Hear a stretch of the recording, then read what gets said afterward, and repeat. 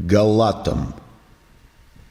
Павел, апостол, избранный не людьми и не через человека, но Иисусом Христом и Богом Отцом, воскресившим Его из мертвых, и все находящиеся со мною братья, церквам галатийским.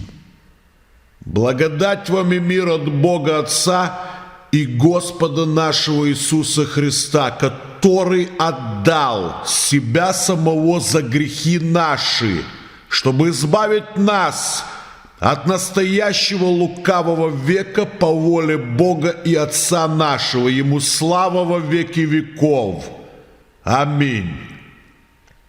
Удивляюсь, что вы от призвавшего вас благодатью Христовую так скоро переходите к иному благовествованию, которое, впрочем, не иное, а только есть люди, смущающие вас и желающие превратить благовествование Христово. Но если бы даже мы или ангел с неба стал благовествовать вам не то, что мы благовествовали вам, да будет анафема. Как прежде мы сказали, так и теперь еще говорю, кто благовествует вам не то, что вы приняли, да будет анафема. У людей ли я ныне ищу благоволение или у Бога? Людям ли угождать стараюсь? Если бы я и поныне угождал людям, то не был бы рабом Христовым. Возвещаю вам, братья, что Евангелие, которое я благовествовал, не есть человеческое, ибо и я принял и научился его не от человека, но через откровение Иисуса Христа.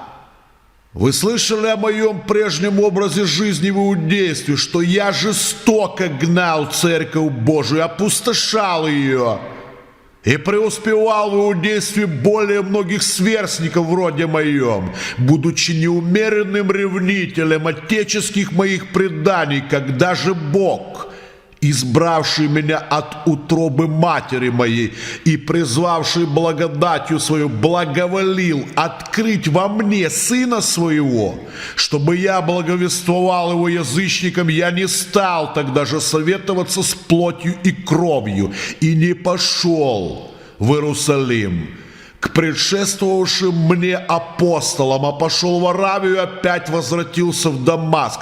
Потом, спустя 3 года, ходил я в Иерусалим видеться с Петром и пробыл у него дней 15. Другого же из апостолов я не видел никого, кроме Иакова, брата Господня.